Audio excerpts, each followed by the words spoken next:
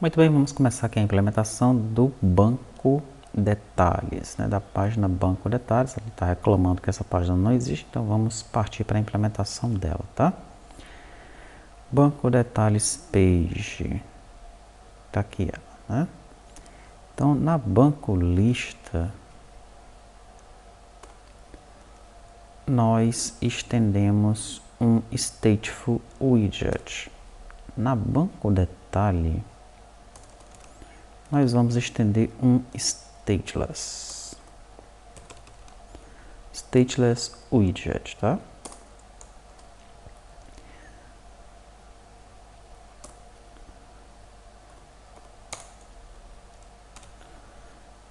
Daí ele vai reclamar.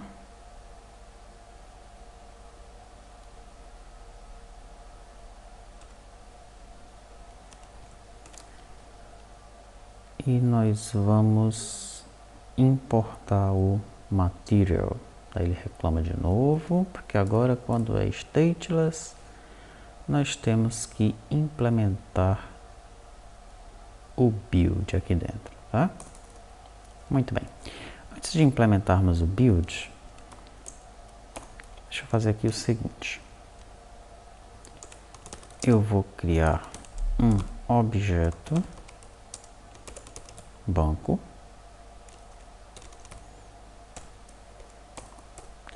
e no meu construtor vou fazer o seguinte: eu vou receber o banco, tá? E a chave, né? A chave é que controla o estado aqui do widget. Daí eu inicio, eu chamo o init do banco editando, passando esse banco aqui como um parâmetro, tá?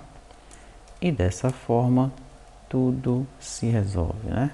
Ele já fica então com esse banco aqui preparado, né, para o trabalho, tá? Nós sabemos que esse init aqui ele vai instanciar cada item do objeto banco, né, utilizando os widgets do MVC Framework, tá? Ele está reclamando aqui, vamos corrigir esse problema, importando o banco controller e nesse banco detalhe page nós corrigimos o nome da nossa classe, né?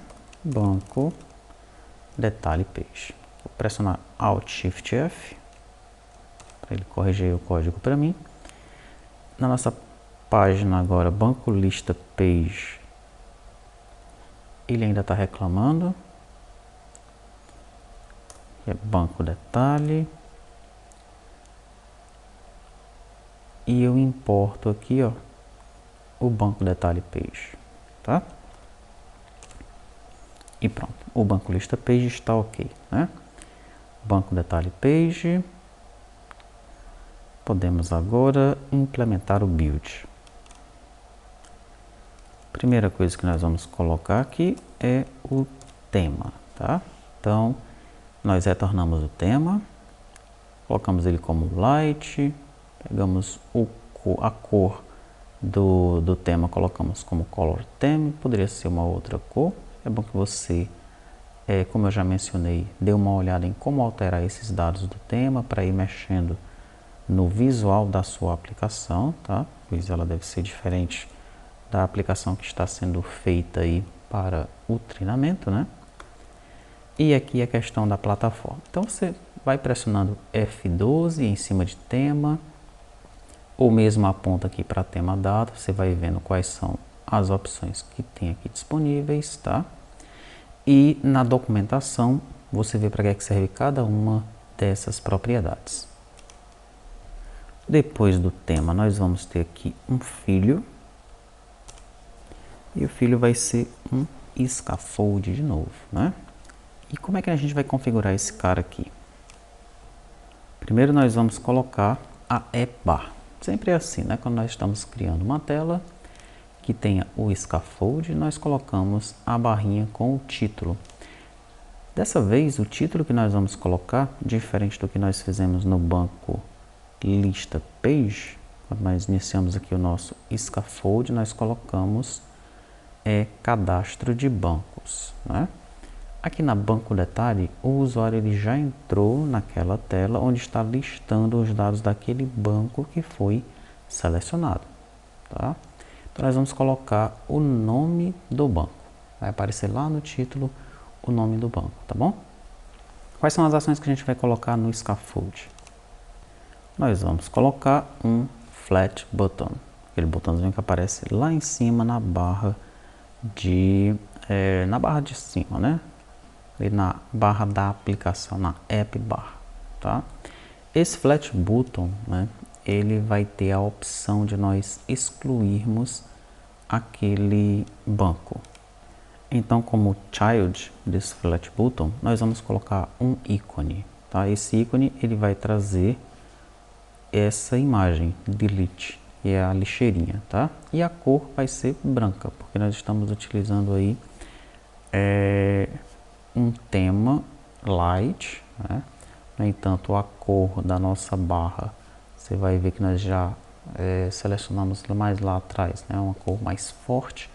Então, um branco aqui dá de boa, tá? Vai ficar tranquilo, esse ícone vai aparecer de boa para o usuário, tá? Então, você pode mexer nessas cores do ícone de acordo com a cor que você está definindo aí para a sua aplicação, tá bom? Daí nós precisamos definir o método onPressed, né? Quando o usuário clicar nesse botão, o que é que vai acontecer? Vai aparecer uma showbox, tá? Com o seguinte texto: exclui esse banco, ok? Daí, quando o usuário ele verificar, quando ele visualizar essa showbox, né, com esse texto, nós devemos fornecer uma opção para ele selecionar, ou confirma ou exclui, né? E depois que ele selecionar essa opção, nós temos que executar alguma ação. Então, nós vamos usar um den aqui, né? Então, no nosso den, nós vamos ter uma variável booleana chamada delete e vamos ter um método anônimo aqui que será implementado da seguinte forma: se delete, então banco controller ponto excluir. Aí nós passamos o banco aqui como parâmetro, esse banco que nós criamos aqui em cima e que nós já inicializamos aqui, ó, tá? Passamos ele como parâmetro. E se delete aqui, ó, de novo, porque ele vai retornar lá do banco, né? Então nós listamos novamente, refrescamos a tela, no caso aqui, né? Chamamos o banco listando e refrescamos a tela, tá? Então, depois que nós excluirmos um banco, tá?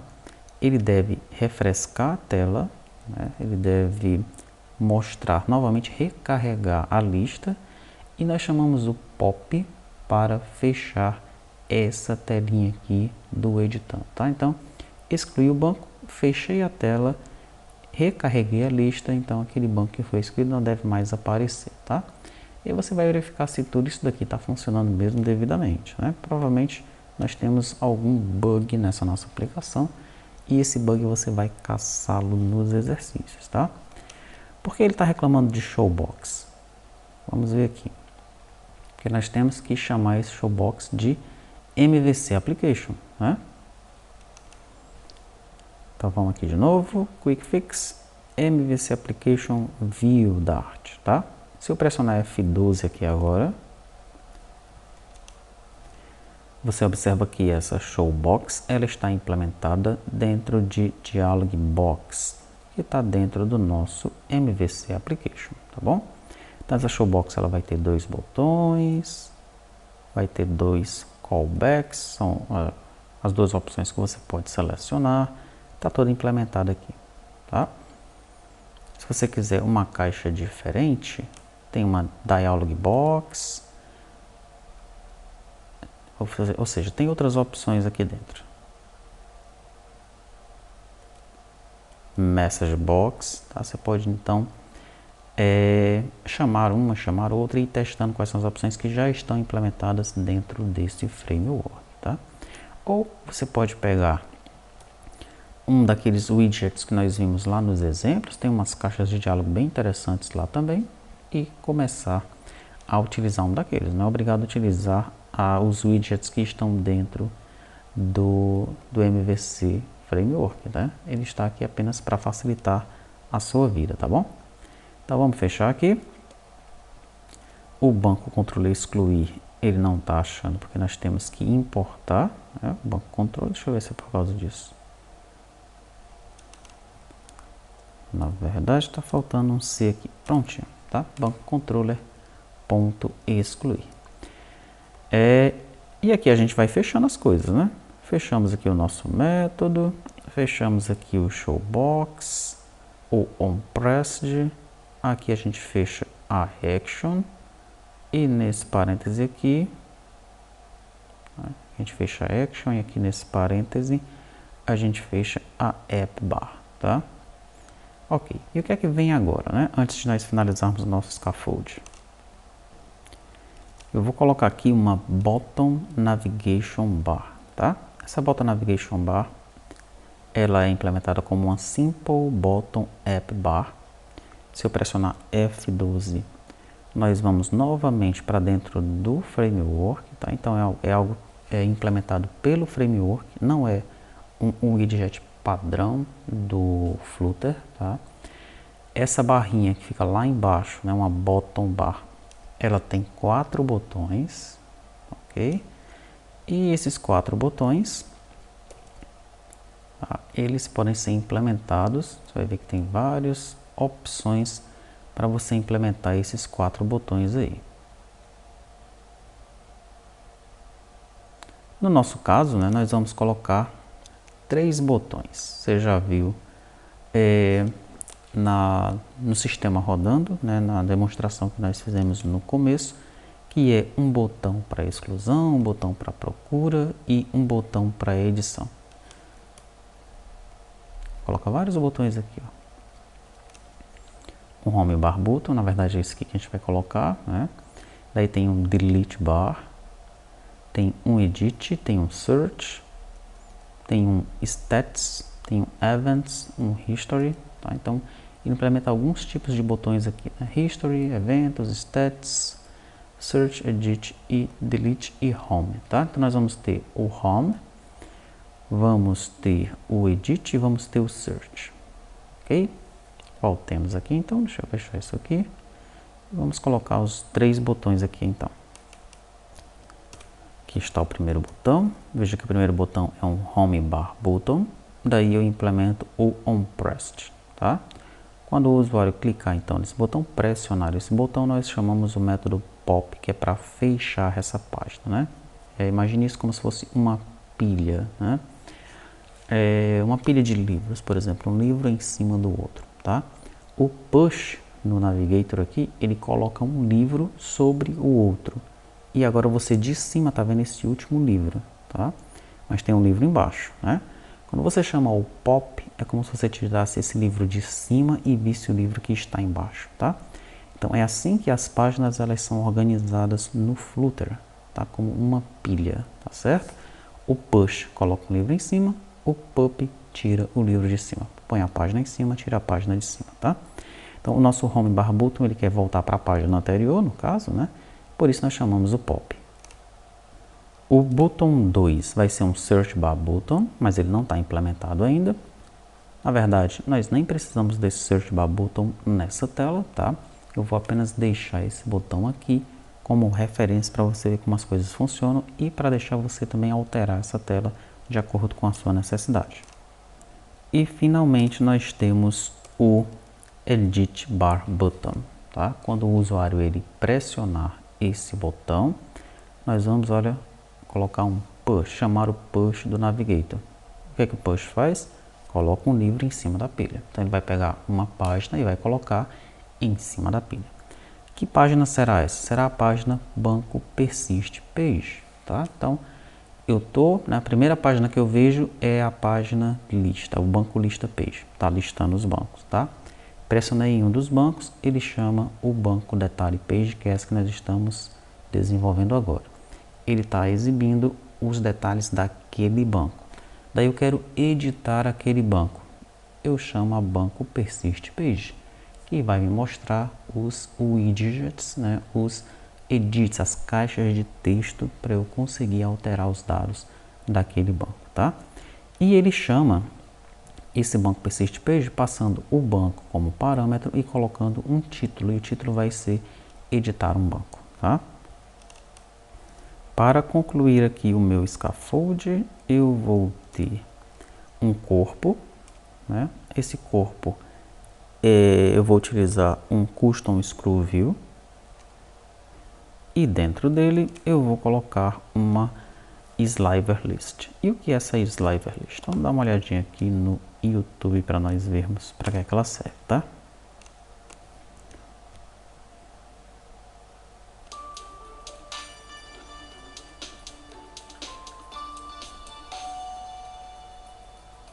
List view and grid view are perfect if you want to scroll through a list or a grid of items separately. But what if you want a list and grid to scroll together or create some other complex scrolling effect? That's what sliver list and sliver grid are for. A sliver is just a portion of a scrollable area and goes inside a custom scroll view. Because slivers can lazily build each item just as it scrolls into view, slivers are particularly useful for efficiently scrolling through large numbers of children.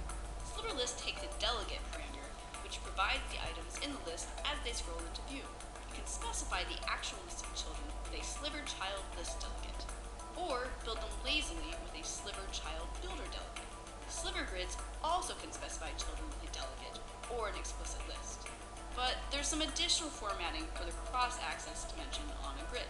Use the count constructor to specify how many items across the grid it should contain, or specify the maximum width of items to determine how many should fit across a grid with the extent constructor. For more info on sliver list, então temos as duas, né, sliver grid e a sliver list. Aqui nós estamos utilizando lá a sliver list, tá? Então aqui nela nós vamos ter o delegate, né? Ele vai passar então o controle para alguém. E o objetivo aqui é se o usuário, né, ele está visualizando lá os dados do banco, mas se ele clicar em cima de um dos itens do banco, em cima do código, em cima do nome, né, então ele é enviado para a tela de persistência também, tá? Não é obrigatório ele clicar apenas lá no botão de editar. Se ele clicar em um dos edits, em um dos itens, né, que ele está visualizando, ele também é enviado para a tela de persistência. Então o nosso controle fica assim, ó, tá? Nós passamos aí o delegate com sliver child list delegate, chamamos então no método tap aqui de cada item que nós estamos mostrando, né? O nome, a URL, nós vamos colocando os itens que nós estamos mostrando aqui dentro da lista, né? Nesse caso nós estamos mostrando o nome e a URL, tá? Se ele clicar em cima, por exemplo, do nome, tá? Se ele selecionar o nome com o tap aqui, nós chamamos um método edit banco, passando o banco e o contexto. Da mesma forma, se ele selecionar a URL, tá? Nós chamamos o edit banco, passando o banco e o contexto, e por aí vai. Se nós tivéssemos mais itens, nós colocaríamos nessa lista e íamos chamando aí o edit banco, tá? Você vê que essa é uma implementação. Se você selecionar aqui e colocar o cursor em cima de onListTile, você vê que é uma implementação de dentro do MVC Framework, né? Isso aqui já está implementado com os fields widgets, ok? Você pode utilizar uma outra lista aqui, não precisa obrigatoriamente ser essa, não precisa utilizar isso de dentro do MVC Framework, pode exibir os dados do jeito que você desejar, já que nós já temos aquele botão de editar, tá bom? Muito bem, então aqui eu preciso apenas agora implementar esse edit banco, né? Eu vou implementar esse método aqui embaixo mesmo, tá?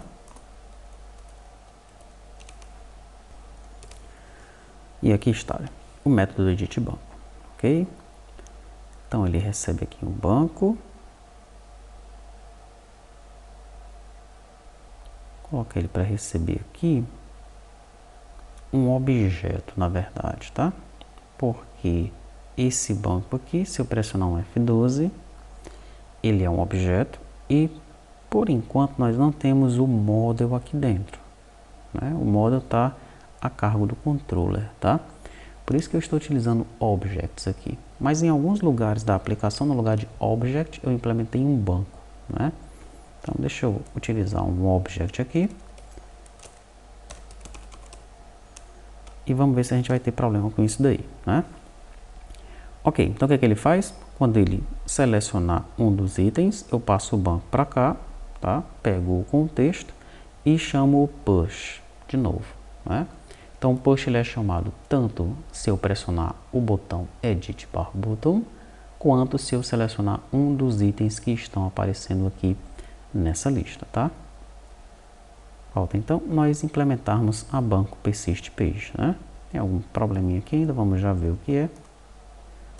E daí a gente parte para a implementação da nossa banco persist page.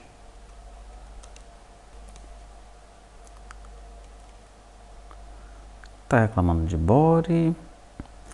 Está dizendo que o nome body não está definido. Vamos ver por quê, né?